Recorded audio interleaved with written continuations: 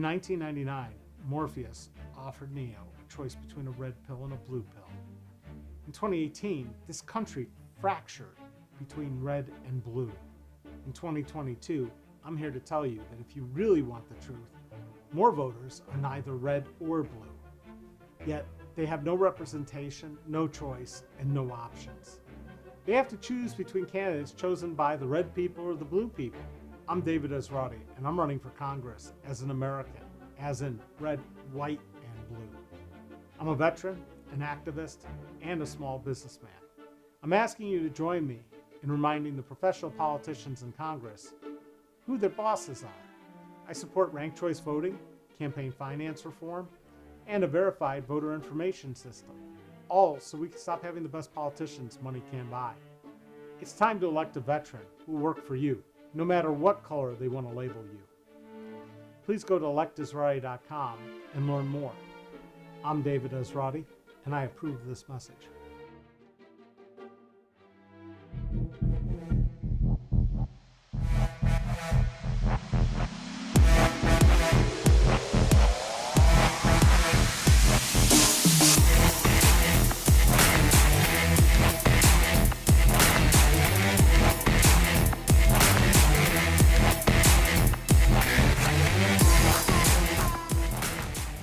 Jurassic Park, you thought those little baby dinosaurs were cute until they turned into out-of-control carnivores. That's sort of what happens to government when we elect people based on very expensive advertising campaigns and propaganda. I'm David Esrati. I'm a veteran and a small businessman running for Congress. You don't want professional ad people and pollsters to sway your vote. All those hot-button issues like gun control, abortion, borders are all politicized to stop you from voting rationally. And thinking rationally seems to be in short supply these days. Most Americans have been voting against their own best self-interest for a long time because we've allowed money to buy our leaders. 1 million Americans died in the last 2 years because our leaders couldn't lead. It wasn't that hard. Mask, distance, test, and then vaccinate. In an instant, we had billions to spend on healthcare for COVID, when for years we've been told we can't provide healthcare for everyone equally in this country. That's an unintended consequence of the pandemic. If you think about it, our government can pretty much do whatever it wants, or what the people who buy our politicians tell our leaders to do. We also had a ton of money to prop up businesses.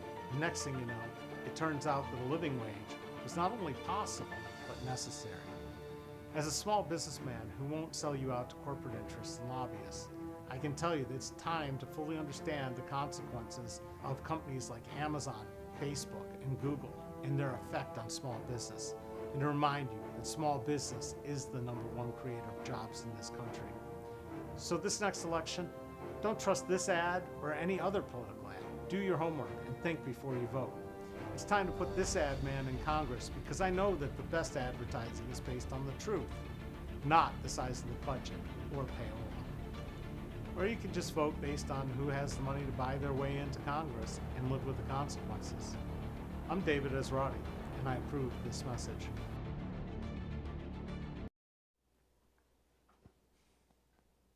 Hi, my name is David Esrati. I'm running for Congress for OH-10, which is Montgomery County, Greene County, and parts of Clark.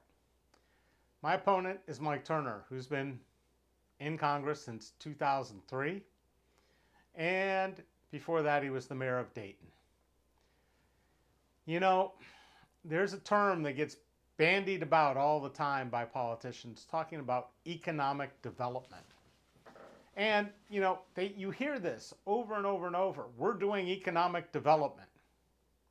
And I'm just kind of trying to figure out whose economic development is happening, because it isn't the people who elect him, it's the people who buy him. And trust me, buy him is the right term, because in the last election cycle it cost $15 billion to buy our federal offices, and that's too much. So I like the phrase, a rising tide raises all boats. And when economic development is true economic development, everybody does well, not just specific people. And that's where government getting involved in economic development often fails, because there are lots of things government could do for economic development that they don't do. And while Republicans talk about, oh, we have to decrease taxation and regulation, they're missing the point. What you have to do is make it easier to be successful as a small business, because small business is big business. There are way more people who got their start with small businesses. There are way more jobs created every year by small businesses. There are way more people re-entering the workforce by a small business. And yet we haven't seen any interest in Congress in making those things easier. Just the way we collect payroll, the way we force you to jump through a ton of hoops, the forms, the registrations, different places, different ones, it gets really difficult for somebody who's probably good at something totally other than running a business. They're good at making cakes. They're good at doing upholstery work. They're good at refinishing furniture. They're good at making sandwiches. They're not good at government bureaucracy. And if we wanted to see true economic development, we'd have it so easy to start up a business and get running that anybody could do it, and do it well and do it right. And the way you can check this is by the amount of time we spend collecting fines and fees for people not conforming, not getting it right. If it's too complicated, you have people making errors. If we simplify things, it gets way easier, and that's real economic development. Now, another part of economic development is incentives. And we've seen incentives be absolutely misused and done some things that were just reprehensible. Like having Georgia spend $100 million to lure NCR out of Dayton, where it started, down first to one part, Alpharetta, I think, and then they moved them up into downtown Atlanta. They've done that twice. They've moved them twice using economic development dollars. And what they're just doing is trading dollars from one tax source to another, and causing the workers for NCR to have to decide whether to move, uproot their families, their homes, and go or stay. And that's not really economic development for the workers. That's economic development for the corporations, who are likely taking big kickbacks for moving and cutting down their tax bills. We've seen it with the entire empty LexisNexis complex down on 741, where they told their employees, you're going to move to the Research Triangle. And then they did. And now those buildings are sitting empty. Teradata moved to San Diego. Again, this isn't economic development. This is rearranging deck chairs on a sinking ship, because they're not creating more jobs. They're not creating more economic value. They're not making it better for their employees. And it's debatable whether they're even making it better for their shareholders.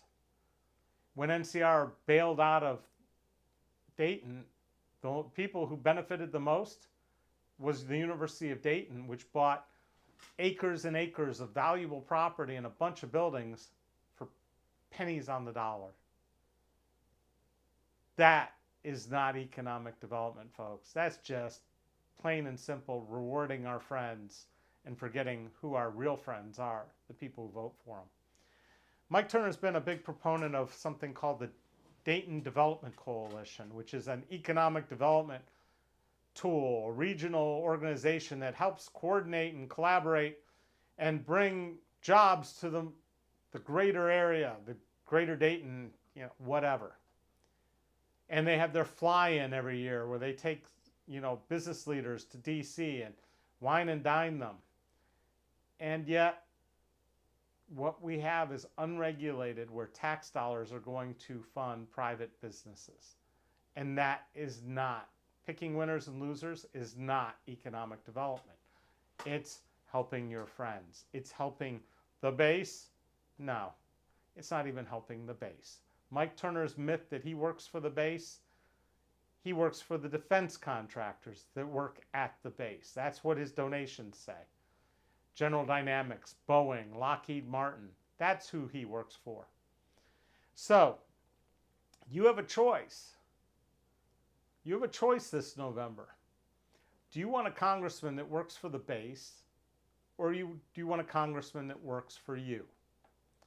And by working for you, if you're a small businessman, if the amount of paperwork that you have to file and the confusion of what you have to do in terms of payroll, taxes, reporting, employee reporting, if that was all simplified and made much easier, and you could spend more time doing what you love to do, wouldn't that be economic development? Wouldn't that give you more opportunities? And let's talk about loans for small business. The SBA is supposed to be there and giving small businesses a hand. Yet the amount of paperwork you have to jump through to do that means it's either work or do paperwork. Work or do paperwork. It shouldn't be that complicated.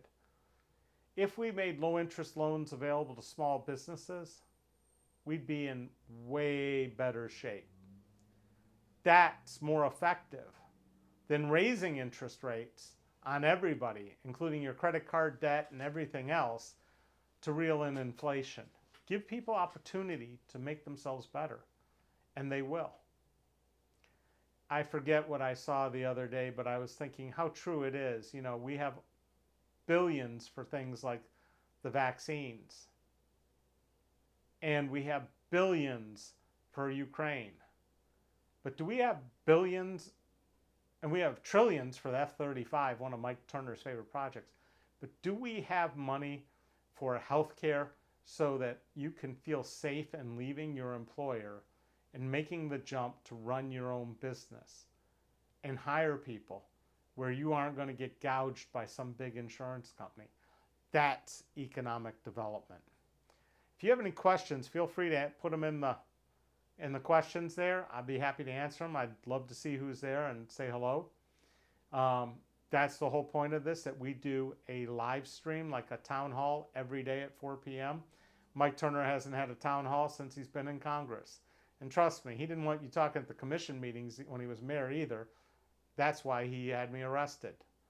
So, I'm here to talk to you. If you didn't get a chance on the live stream, feel free to leave the comments down below, and I will see them, and I will respond tomorrow.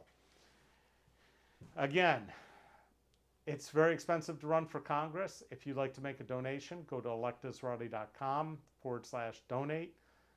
Look at the site. You can find out a lot about me. I also have my citizen journalist site, Esrati.com, where I've been publishing since 2005, helping to unearth corruption and expose it in the region. I am not the perfect candidate. I am not the party favorite. I am Mike Turner's worst nightmare, and I need your help to make him understand that he doesn't work for the base. He works for all of us.